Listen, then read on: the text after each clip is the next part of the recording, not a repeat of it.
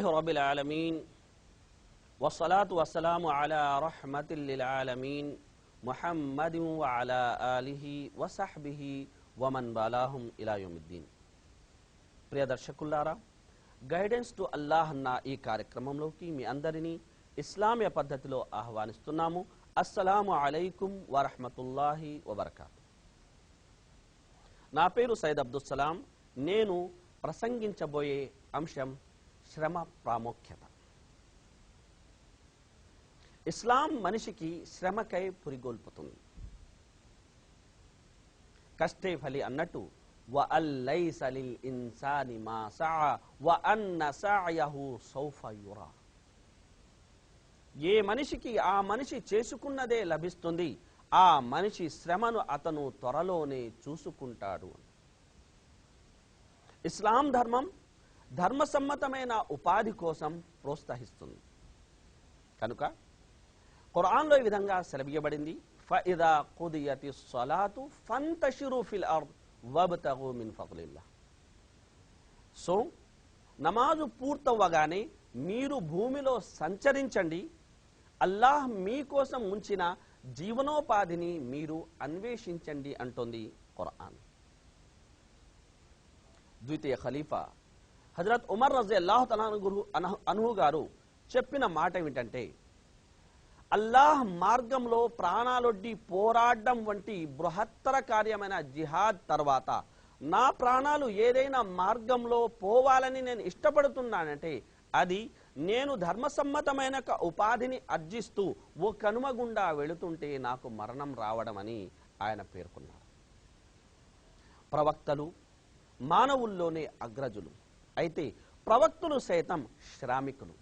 వారిలో కొందరు కొలిమి పని చేశారు, మరికొందరు టైలరింగ్ పని చేశారు, మరికొందరు కొయ్య పని చేశారు, మరికొందరు వ్యవసాయ పనులు చేశారు. స్వతహాగా ప్రవక్త సల్లల్లాహు అలైహి వసల్లం వారు చెప్పిన మాట ఏమిటంటే, దాదాపు ప్రవక్తలందరూ గొర్రెలు మేపిన వారే అన్నారు. అది విన్న సహచరులు, ఓ దైవ ప్రవక్త సల్లల్లాహు అలైహి వసల్లం, తమరు కూడానా అంటే, అవును నేను కూడా నా బాల్యంలో నేను కొన్ని కీరాత్లకి బదులు మక్కా వారి యొక్క గొర్రెల్ని మేపేవాడను అని ప్రవక్త సల్లల్లాహు అలైహి వసల్లం వారు సెలవిచ్చారు.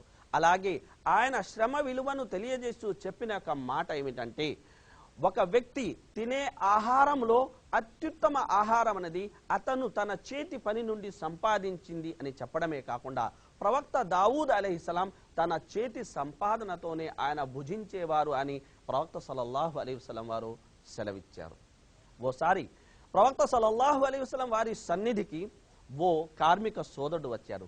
అతని చేతిని గమనించిన ప్రవక్త సల్లల్లాహు అలైహి వసల్లం, ఏమయ్యా నీ చేతి మీద ఏమన్నా గీతలు ఏమైనా గీయబడి ఉన్నాయా అని అడిగారు. అది విన్న ఆ సహచరుడు, ఓ దైవ ప్రవక్త సల్లల్లాహు అలైహి వసల్లం, నేను నా కుటుంబాన్ని పోషించుకునే నిమిత్తం రాళ్లు పగలగొట్టే కఠినమైన పని చేశాను, ఈ కారణంగా నా చేతులు కాయలు గాసాయంటే ప్రవక్త సల్లల్లాహు అలైహి వసల్లం అతని హస్తాలని తన హస్తంలో తీసుకొని ఆ చేతులను ముద్దు పెట్టి శ్రామిక వర్గానికే గొప్ప కీర్తిని ప్రవక్త సల్లల్లాహు అలైహి వసల్లం వారు ప్రసాదించారు. మన మాట కొనసాగుతుంది, అయితే ఓ చిన్న విరామం తర్వాత.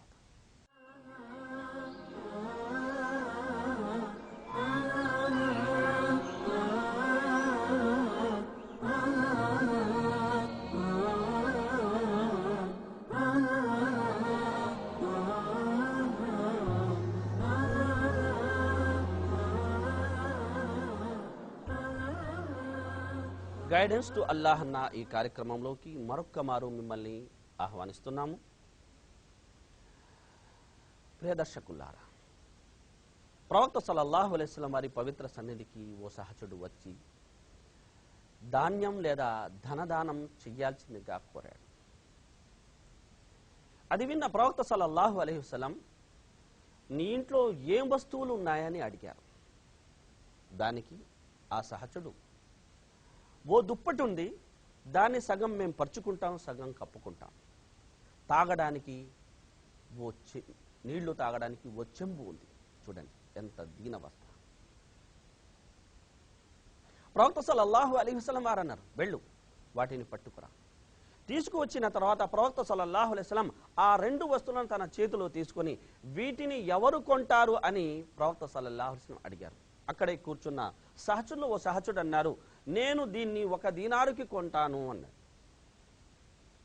ప్రవక్త సల్లల్లాహు అలైహి వసల్లం వారు అన్నారు, దీనికి మించి ధర చెల్లించి ఎవరు దీన్ని కొంటారు అని 3 సార్లు మళ్ళీ తన మాటను ఆయన రిపీట్ చేశారు.